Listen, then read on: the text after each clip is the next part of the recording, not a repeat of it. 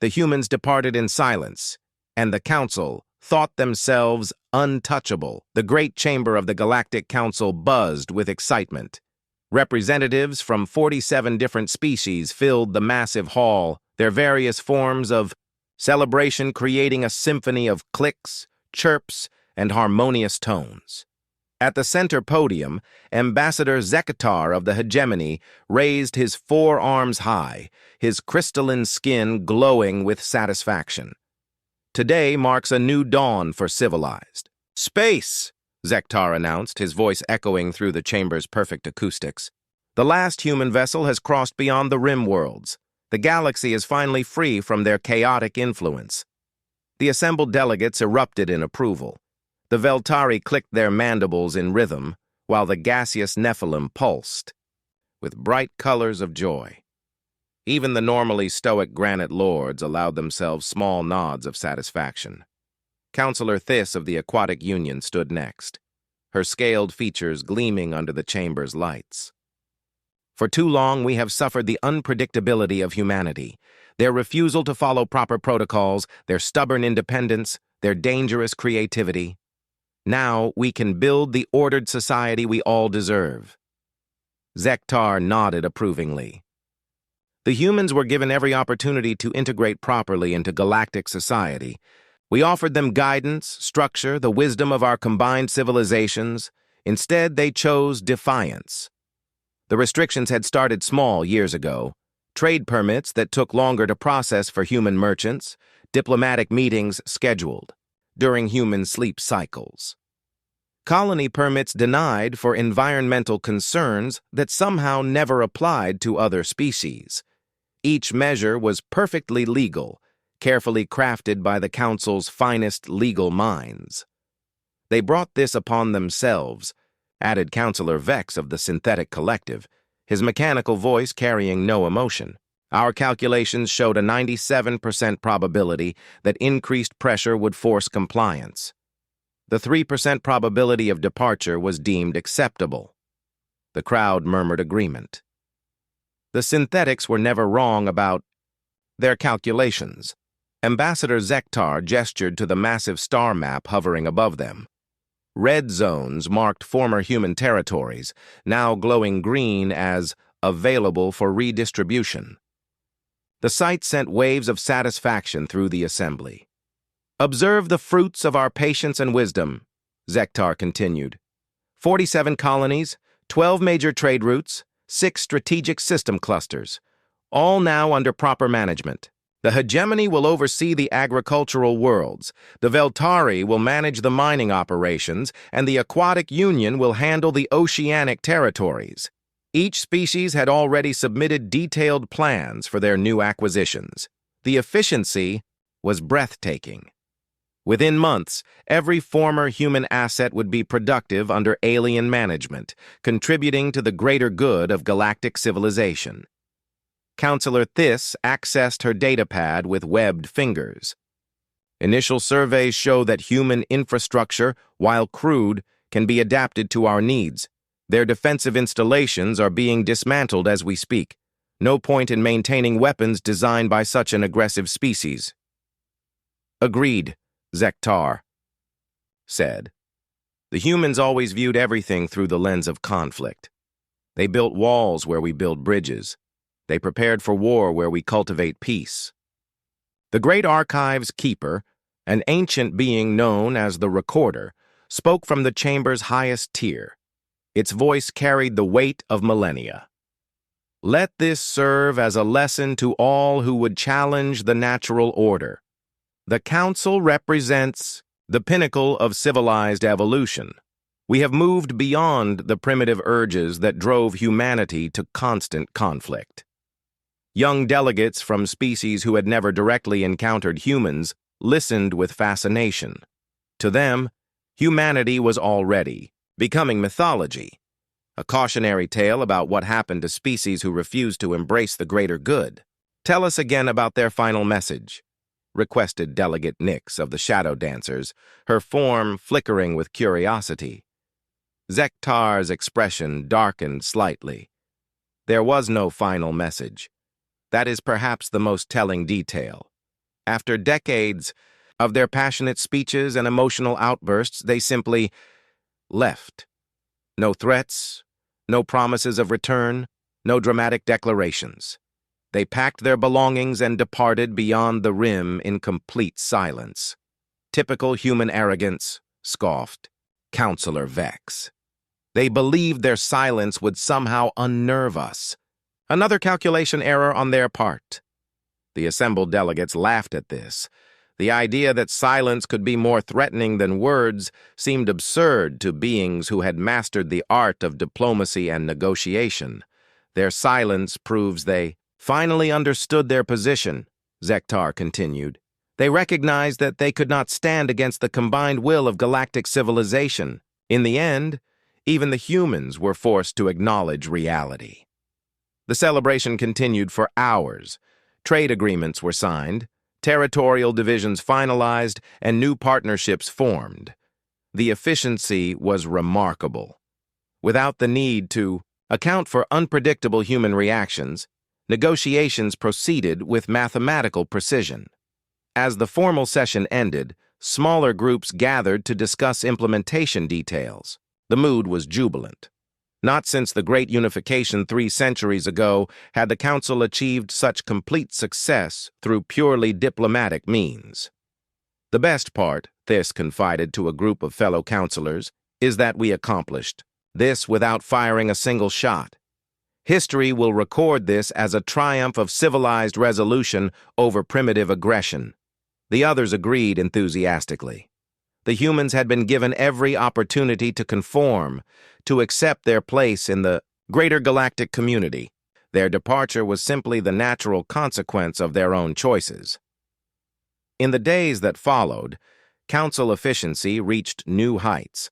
Without the need to debate human concerns or accommodate their strange customs, legislation passed quickly.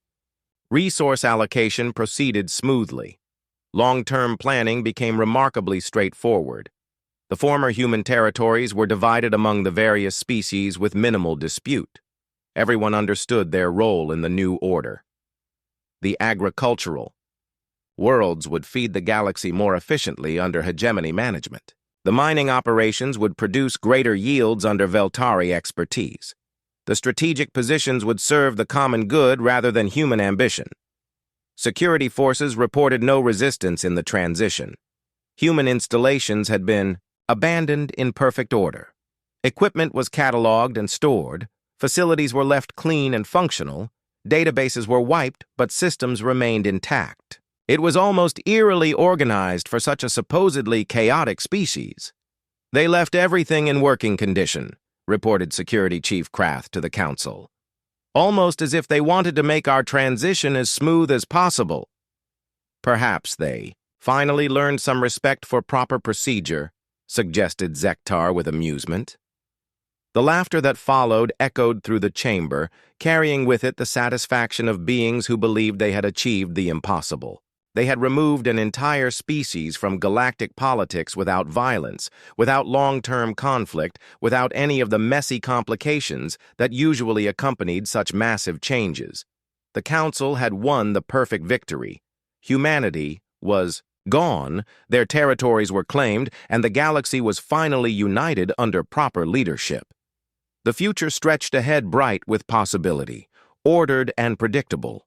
In their celebration, none of them noticed the small discrepancy in the navigation records. The last human ships had indeed crossed the rim worlds, but the destinations logged in their departure manifests listed coordinates that, according to Council star charts, should have led to empty space. But why would anyone investigate empty space? The humans were gone, and that was all that mattered. The Council had everything they wanted, and humanity had vanished into the darkness beyond the rim without a trace. Perfect. The golden age of arrogance 50 years had passed since the last human ship disappeared beyond the rim worlds, and the Galactic Council had never been more prosperous. The great chamber that had once echoed with celebration now hummed with the quiet efficiency of perfect order.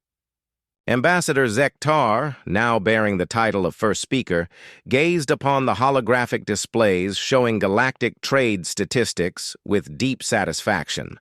Every metric showed improvement. Trade volume had increased by 300%. Diplomatic disputes had dropped to historically low levels. Resource allocation proceeded with mathematical precision. The younger council members often joked that they had finally achieved paradise. "Another record-breaking quarter," announced Councillor Theiss, her scaled features now bearing the silver markings of advanced age. "Food production from the former human agricultural worlds has exceeded all projections. The hegemony's management techniques have proven far superior to human farming methods." The assembled delegates murmured approval. The success of the territorial redistributions had become a source of constant pride.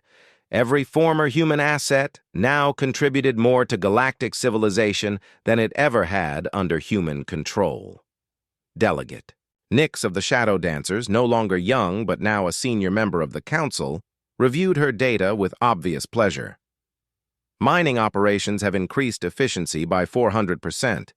The Veltari approach of deep core extraction has yielded resources the humans never even knew existed. First Speaker Zektar nodded approvingly. His crystalline skin had darkened with age, but his voice remained strong and confident. This is what happens when primitive methods are replaced by proper science and organization. The humans saw only the surface of what these worlds could offer. The transformation had been remarkable to witness. Within 5 years of human departure, every former human installation had been rebuilt, expanded, or completely redesigned. The crude defensive positions had been dismantled and replaced with elegant monitoring stations. The chaotic human cities had been reorganized into efficient population centers with perfect traffic flow and optimal resource distribution. "I sometimes wonder," mused Councillor Vex of the Synthetic Collective, his mechanical form showing signs of recent upgrades, "why the humans were so resistant to progress. Our current success proves that their methods were holding back the natural development of these territories." The Great Archive's current keeper, a younger entity known as the New Recorder, accessed historical files with practiced ease. The old records suggest that humans had an unusual attachment to inefficiency. They seem to prefer their chaotic methods even when offered superior alternatives. This drew chuckles from the assembled delegates. The idea of choosing inefficiency over progress struck them as almost incomprehensible. "Their loss is our gain," declared Councillor Theiss. "The oceanic worlds under aquatic union management now produce both food and energy at levels the humans never imagined possible. We have turned their simple fishing colonies into technological marvels." The numbers were indeed impressive. What had once been small human settlements scattered across ocean worlds were now vast underwater cities, their bioluminescent towers, visible from orbit. The efficiency of the new systems was beyond anything the Council had dared hope for when they first planned the territorial redistributions. "Military efficiency has also reached new heights," reported Defense Coordinator Krath, his scarred features bearing the satisfied expression of a being whose job had become almost too easy. Without the need to account for unpredictable human reactions, our strategic planning has achieved perfect precision. Every potential conflict can be resolved through proper diplomatic channels. This was perhaps the most remarkable change. In the 50 years since human departure, the galaxy had experienced unprecedented peace, not because there were no disagreements, but because every species now followed the same logical approaches to problem solving. Without the wild card of human unpredictability, every situation could be calculated, analyzed, and resolved efficiently. "The younger species have particularly benefited from human absence," noted First Speaker Zektar. "They no longer witness examples of chaotic behavior and can develop properly from the beginning. Several species have achieved council membership decades earlier than projected. Young Delegate Korth of the newly ascended Crystal Mines was a perfect example. Her species had been granted full council status after demonstrating remarkable progress in logic and reason. Like most beings who had matured during the post-human era, she viewed the old stories of human chaos with academic curiosity rather than any real understanding. "First speaker," Korth said, her crystalline voice carrying the clarity of perfect education. "The historical records of human behavior seem almost fictional. Did they really make decisions based on emotions rather than logical analysis?" The older delegates shared knowing looks. The gap between the pre-human and post-human generations was growing wider each year.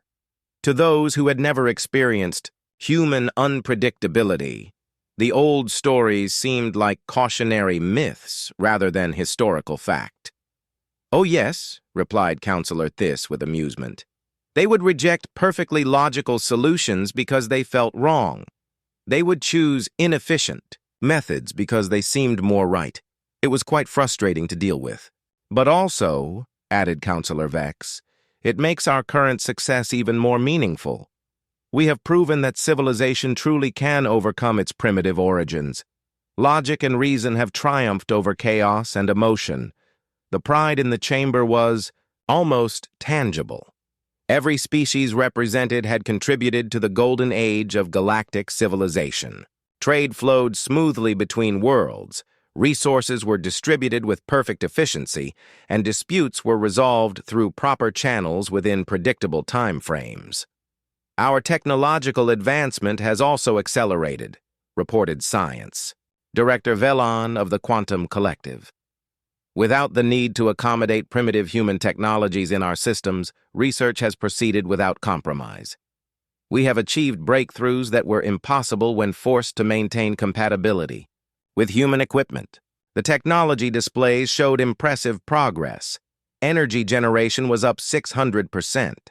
Transportation efficiency had nearly eliminated travel time between core worlds. Communication systems now operated with zero lag across vast distances. Medical advances had extended lifespans for most species.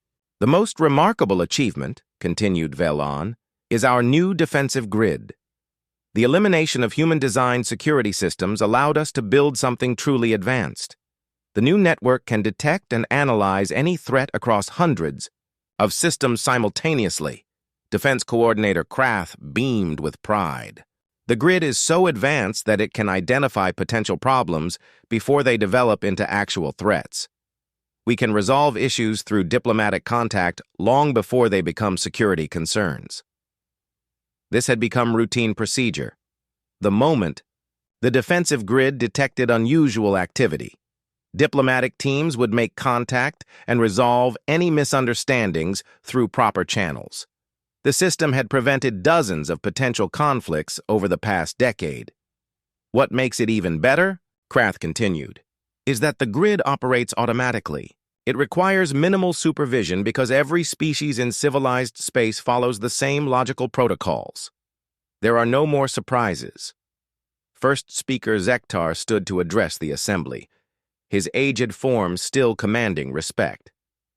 "My fellow delegates, we have achieved something unprecedented in galactic history. We have created a truly civilized society, one based on logic, efficiency, and mutual cooperation. The removal of chaotic elements has allowed us to reach our full potential." The applause was lengthy and heartfelt. Every being in the chamber understood they were living through a golden age of prosperity and peace. "Our children will inherit a galaxy free from the conflicts that plagued previous generations," Zektar continued. "They will never know the frustration of dealing with beings who choose emotion over logic, chaos over order." As the session concluded, delegates gathered in smaller groups to discuss ongoing projects and future plans. The mood was one of quiet confidence and deep satisfaction.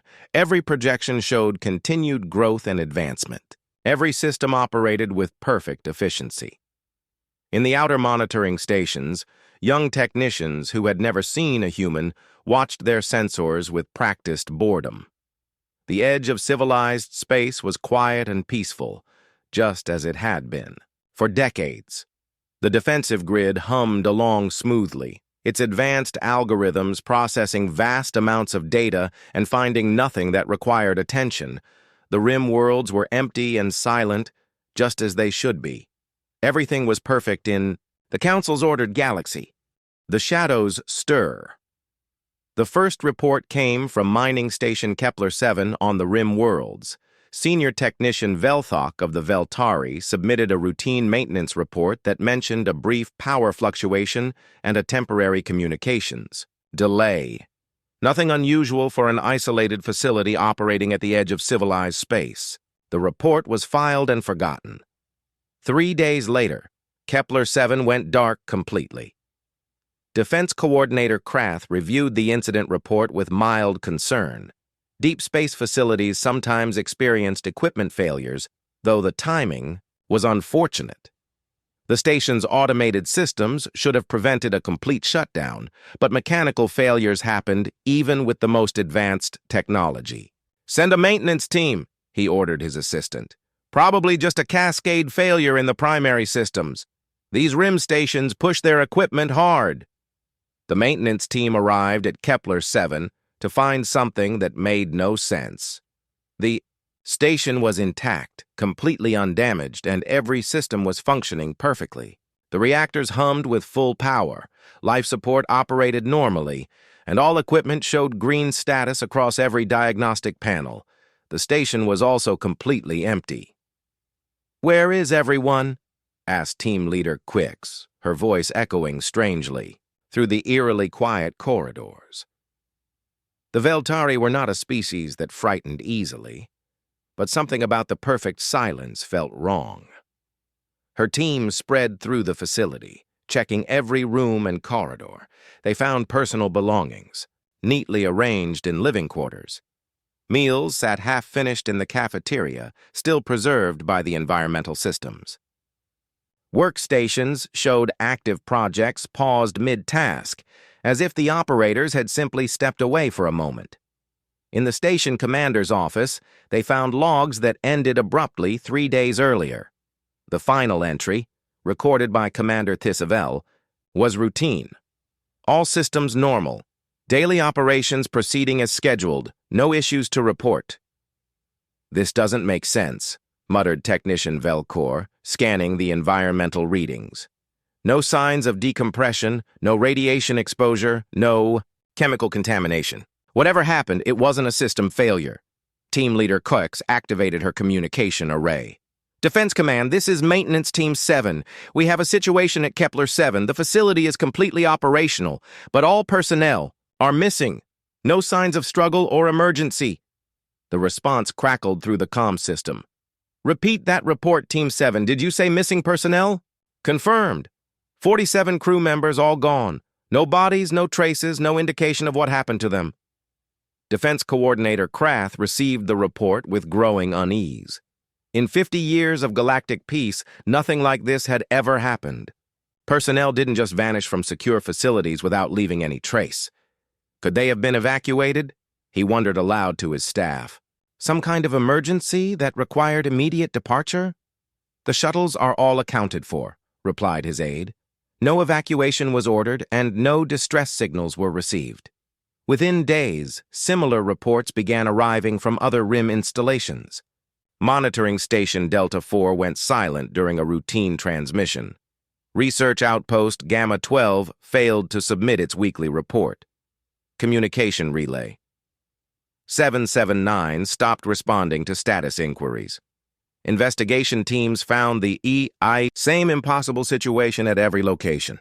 Facilities in perfect working order, completely empty of personnel, with no signs of struggle or emergency. Personal belongings left behind, work abandoned mid-task, systems operating normally. "It's like they all just walked away," reported investigation. Team Leader Nix Val, after visiting her third empty facility. "But that doesn't explain how they left with no transportation or where they could have gone." The pattern was disturbing enough to warrant a full council briefing. First Speaker Zektar convened an emergency session to discuss the unprecedented situation. 7 facilities now, reported Defense Coordinator Krath, his usual confidence shaken. All on the rim worlds, all completely empty. No signs of violence, no equipment damage, no logical explanation for the disappearances. Counselor Thiss accessed her analysis data with obvious concern. The missing personnel represent valuable specialists. These weren't skeleton crews. They were our best technicians and researchers assigned to the most important RIM installations. Could this be some kind of coordinated evacuation? Asked young Delegate Korth. Perhaps they discovered something that required immediate departure. With what ships? Replied Krath. Every transport is accounted for. The facility's own shuttles are still in their bays. There's no record of any vessels in those areas. The mystery deepened with each investigation. Teams reported finding data systems that had been accessed but not damaged. Security recordings that showed nothing unusual until they simply stopped, and equipment that continued running as if its operators would return at any moment. Most disturbing, reported Science Director Velon, is that the facility's defensive sensors show no record of any approaching vessels. Whatever happened, it occurred without triggering any of our security protocols.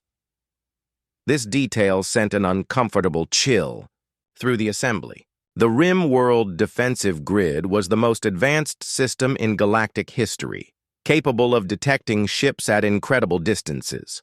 The idea that something could approach Council facilities without being detected challenged everything they believed about their technology. What about natural phenomena? Suggested Counselor Vex. Perhaps some previously unknown energy field or spatial anomaly? We've conducted extensive scans, replied Velon. No unusual readings, no energy signatures, no spatial distortions. Whatever caused this left no trace we can detect with current technology. The reports continued to accumulate. Facility after facility went dark, always following the same pattern.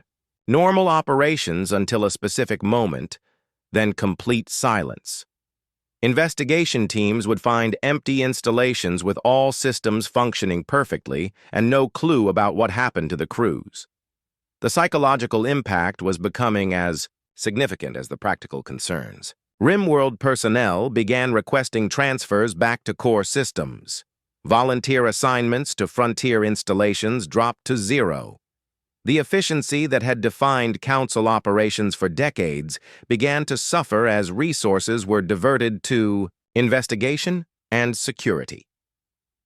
We're dealing with something unprecedented, admitted First Speaker Zektar during a private meeting with senior staff. In all our recorded history, we've never encountered a phenomenon like this. The most unsettling aspect was the precision of it. The disappeared personnel were always the most experienced and knowledgeable. The targeted facilities were always the most strategically important. The timing suggested intelligence and planning, rather than random events.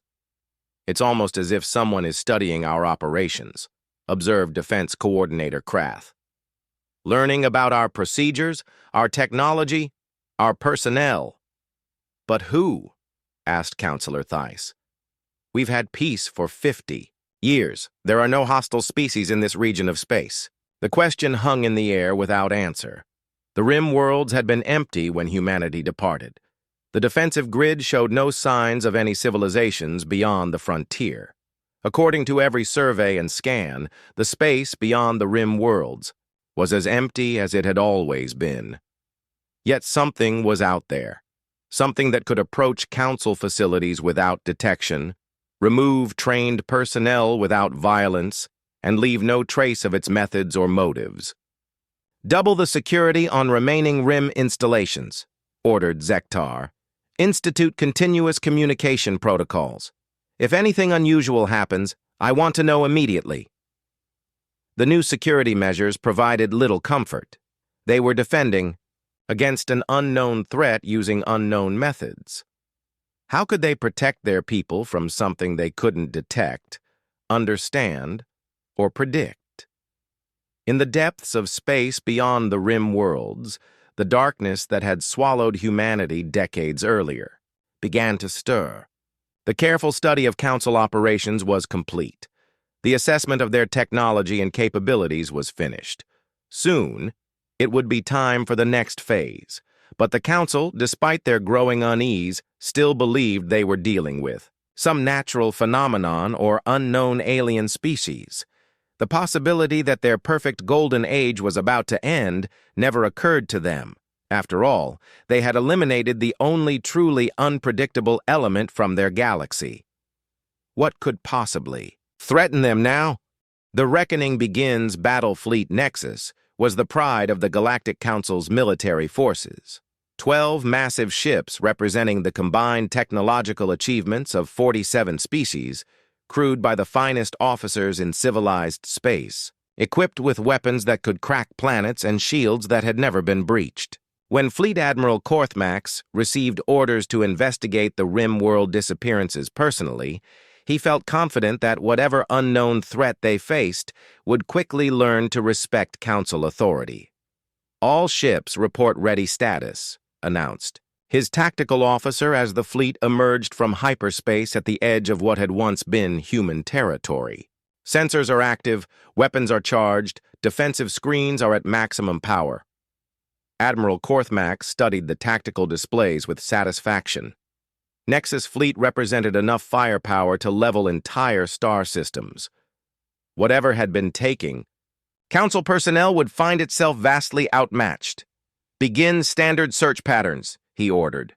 "I want every cubic kilometer of space scanned. Whatever's been hiding out here is about to meet the full might of civilized galactic forces." 6 hours, the fleet conducted methodical sweeps of the empty systems. Advanced sensors probed every asteroid, every particle of cosmic dust, every energy signature. They found nothing but empty space and the faint traces of long-dead civilizations that had existed eons before any current species had achieved spaceflight. "Sir," reported the sensor operator, confusion evident in her synthesized voice, "we're detecting some kind of anomalous reading at bearing 27 Mark 4. Very faint, but it doesn't match any known energy signature." Admiral Korthmax leaned forward in his command chair. Finally, something concrete to investigate. On screen, full magnification. The main display showed what appeared to be empty space. Enhanced imaging revealed nothing but the distant glow of stars and nebulae. Whatever the sensors had detected was invisible to normal observation methods. "Range to contact?" asked the Admiral. "Approximately 50,000 kilometers. Sir, the reading is very weak and intermittent. It keeps fading in and out of our detection range." "Could be some kind of stealth technology," suggested the tactical officer. "Perhaps our unknown adversary is trying to observe us while remaining hidden." Admiral Korthmax nodded grimly. "All ships, battle formation. If something wants to play hide-and-seek, we'll show it what happens when you challenge Council authority." The 12 ships of Battle Fleet Nexus moved into attack formation with practiced precision. Weapons systems powered up to full charge, targeting computers locked onto the anomalous reading, and communication arrays prepared to transmit surrender demands. "Contact is moving," reported the sensor operator. "Very slowly, but it's changing position. Now bearing 31 Mark 7. "Intercept course," ordered the Admiral. "Maximum speed. Let's get close enough to see what we're dealing with." Battlefleet Nexus accelerated toward the mysterious contact, their combined sensor arrays focused on the elusive target. As they closed the distance, the readings became clearer, but no less confusing. "Sir," said the sensor operator, her voice now carrying a note of concern, "I'm reading a single vessel, small, maybe frigate-sized. But the energy signatures are unusual." "Define unusual," Admiral Korthmax demanded. "The power readings don't match any known propulsion system. The ship appears to be running completely silent except for these strange energy patterns. And, sir, it's not trying to evade us. It's just sitting there." This was unexpected. Every species in the galaxy knew better than to face a Council battle fleet with a single small ship.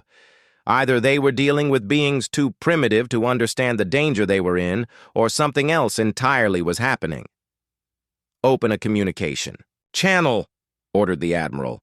"All frequencies." The communication officer worked at her station for several moments before shaking her head. "Sir, I'm unable to establish contact." The vessel isn't responding to any of our standard protocols. Are they jamming our signals? No, sir. It's more like they're not there. Our communications are transmitting normally, but it's as if there's no one to receive them. Admiral Korthmax felt the first stirring of unease. In 50 years of peacekeeping, he had never encountered a situation like this. Ships that couldn't be seen, crews that vanished without a trace, and now a vessel that seemed to exist and not exist at the same time. "Visual contact in 30 seconds, reported the navigation officer. On screen. Maximum magnification. The main display flickered and resolved into an image that made every being on the bridge fall silent. Floating in the darkness was a ship unlike anything in Council records. Its hull was a matte black that seemed to absorb light rather than reflect it. The design was sleek and organic, flowing in curves that suggested both advanced engineering and artistic beauty. Most unsettling of all, it looked disturbingly familiar. "Sir," whispered the tactical officer, "that design, it resembles some of the old human ships from the archives." Admiral Korthmax felt his crystalline skin go cold. That was impossible. The humans had been gone for 50 years. They had departed in ancient, primitive vessels that were barely capable of interstellar travel. This ship was clearly built with technology far beyond anything humanity had possessed. "Keep trying to establish communication," he ordered, fighting to keep his voice steady. "All weapons remain armed but do not target. I want to know what we're dealing with before we make any hostile moves." For long minutes, the Council fleet and the mysterious vessel faced each other in tense silence. Neither side moved. Neither side spoke. The darkness between them seemed to pulse with unspoken possibilities. Then, without warning, every communication system in the fleet crackled to life. "Council vessels, this is Captain Sarah Chen of the Starship Resilience. By what authority do you patrol space that was never legally ceded to the Galactic Council?" The voice was calm, polite, and unmistakably human. Admiral Korthmax felt his world shift beneath him. The bridge crew stared at their displays in shock, unable to process what they were hearing. After 50 years of silence, a human voice spoke from the darkness with quiet confidence. This is Admiral Korthmax of Battlefleet Nexus," he managed to respond. "Identify yourself and state your intentions in Council space." The response came with the same calm politeness that had somehow become more unnerving than any threat. "Admiral, with respect, you have not answered my question. The territories you claim as Council space were never formally surrendered by their legal owners. We departed, but we never ceded our sovereignty. Your presence here constitutes an illegal occupation under galactic law."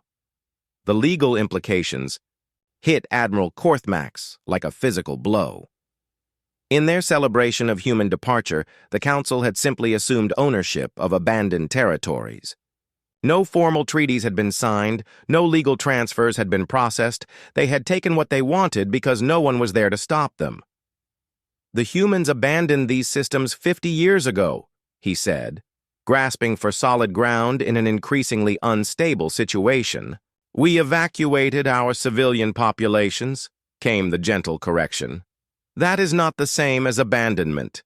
Surely beings as advanced as yourselves understand the distinction." Admiral Korthmax looked around his bridge at officers who seemed as lost as he felt. Everything about this encounter was wrong. The single small ship that showed impossible energy readings, the human captain who spoke with diplomatic precision, the legal challenges that struck at the foundation of Council expansion.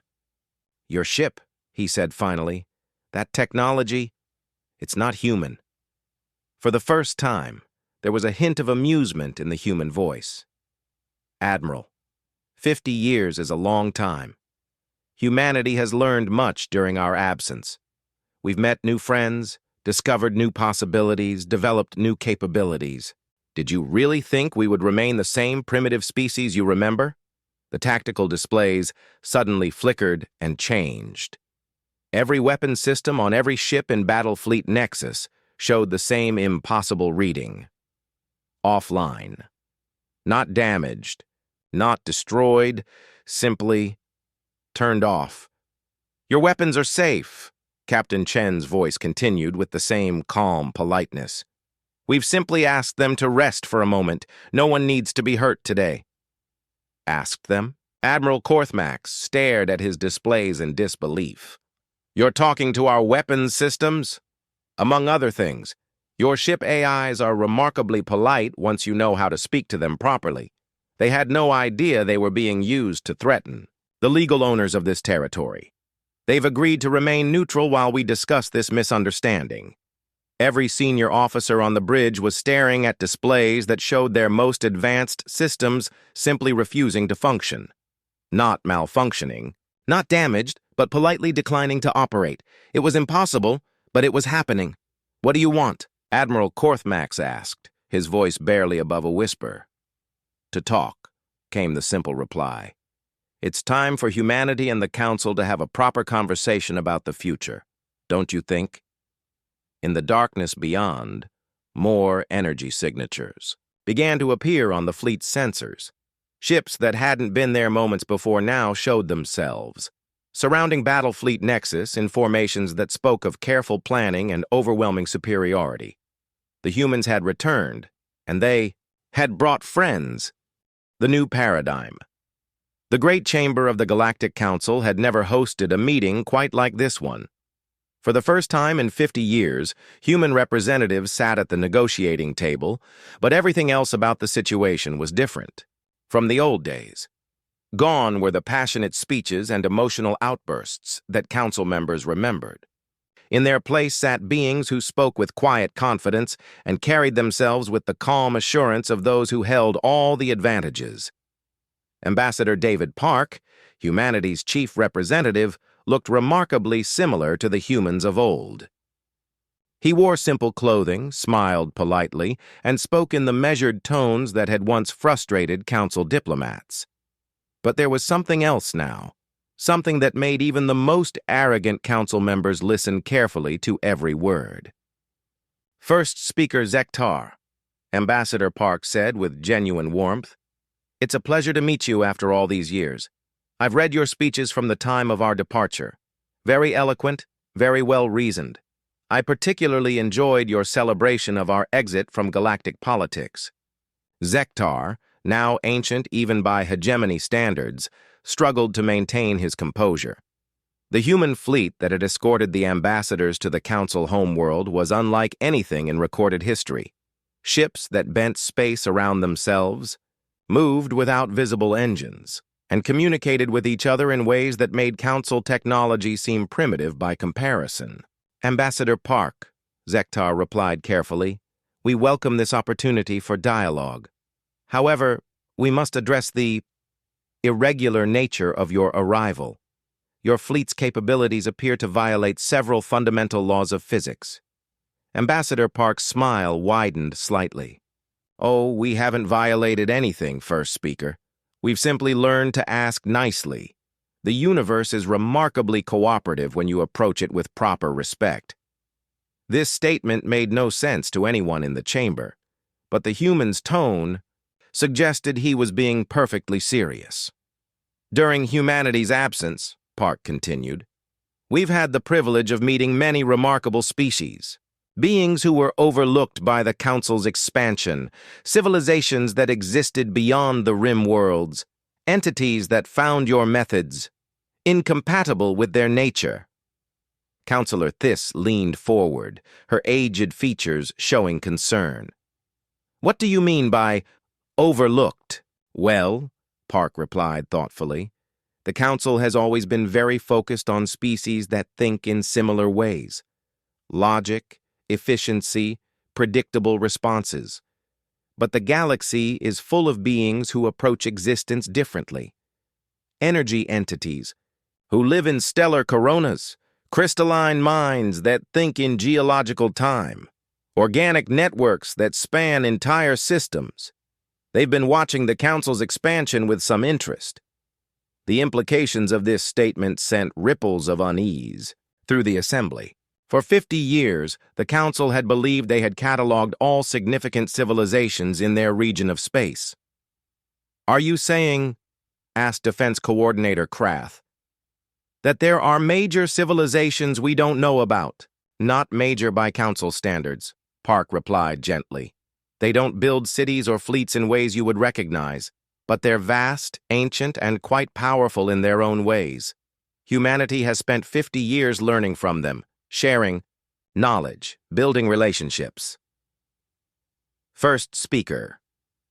Zektar felt a chill run through his crystalline form.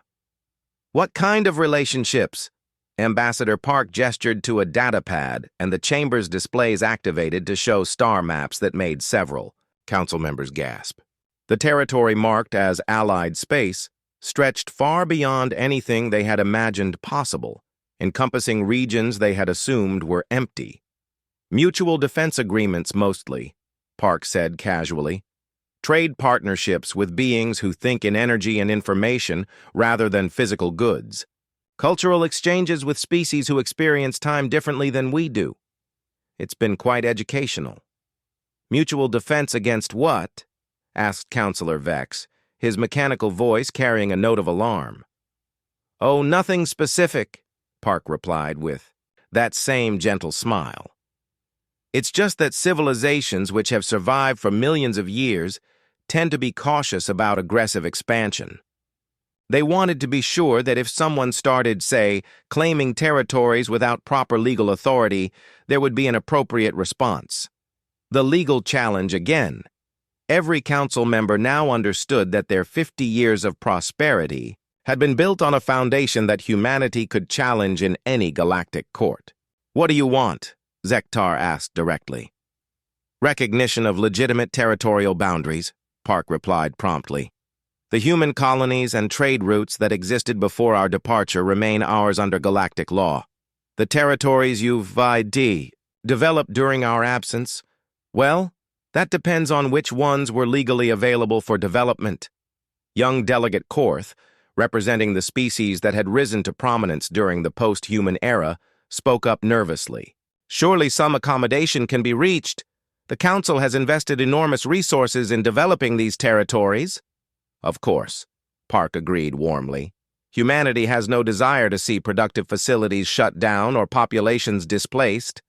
We're prepared to negotiate long-term lease agreements for territories that were developed in good faith. Fair compensation for legitimate improvements, reasonable terms for continued operation." The relief in the chamber was palpable until Park continued. "However, we'll need to discuss the territories that were developed on worlds with existing inhabitants." Silence fell like a weight. Every council member knew that several of the former human worlds had hosted primitive alien species that had been relocated to make room for more efficient operations. "The gentle shepherds of Kepler-7, for example," Park said softly. "Crystalline, beings who lived in the mining caverns. Your mining operations displaced them to less suitable habitats. They're friends of ours now." Counselor Tice felt her blood chill. Kepler-7 had been one of the most productive mining operations in Council space. It was also the first facility to have its crew mysteriously vanish. "The deep swimmers of Aquatica 4, Park continued. "Ocean dwellers who had to adapt to increased chemical pollution from your processing plants. They're quite concerned about their environment." More connections clicked into place. Every facility that had been mysteriously emptied had been built on worlds with relocated indigenous populations. "You took our people," Defense Coordinator Krath said accusingly. "We evacuated Council personnel from territories where they were operating without proper authorization from the legal inhabitants," Park corrected politely. "They're all safe and well, by the way. Most have been quite interested to learn about the beings they were unknowingly displacing." The scope of what they were facing began to dawn on the Council members. Humanity hadn't just survived their exile. They had thrived, formed alliances, developed incredible technology, and quietly documented every questionable action the Council had taken. "What happens now?" First Speaker Zektar asked quietly. Ambassador Park's expression remained kind, but His words carried the weight of absolute certainty. Now we begin negotiations for a new arrangement. Humanity and our allies are prepared to recognize Council sovereignty over territories that were legally acquired. In return, the Council will recognize our sovereignty over our traditional territories and the territories of our allied species. And if we refuse? Asked Councillor Vex. Park's smile never wavered. Then we'll be forced to pursue legal remedies through proper galactic channels. I'm sure species who have been considering expansion would be very interested to learn about territorial disputes that might affect current ownership claims. The threat was delivered so politely that it took several seconds for its implications to sink in.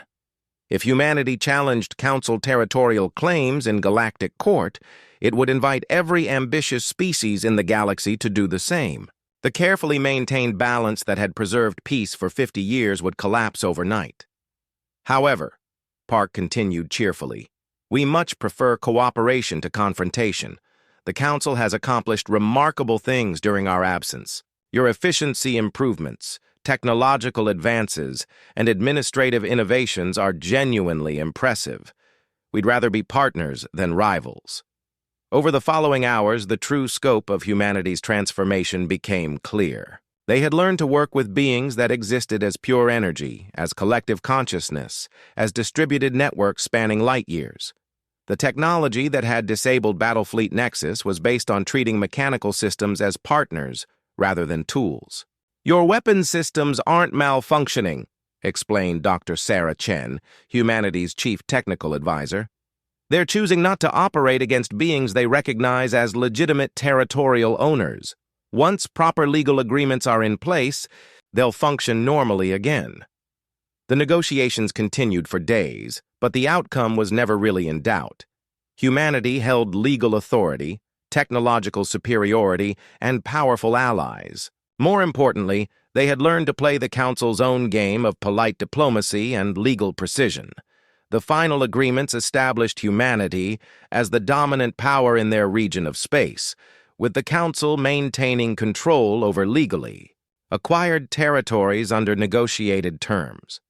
Several Council species found themselves with new neighbors they had never known existed. The galactic balance of power shifted permanently.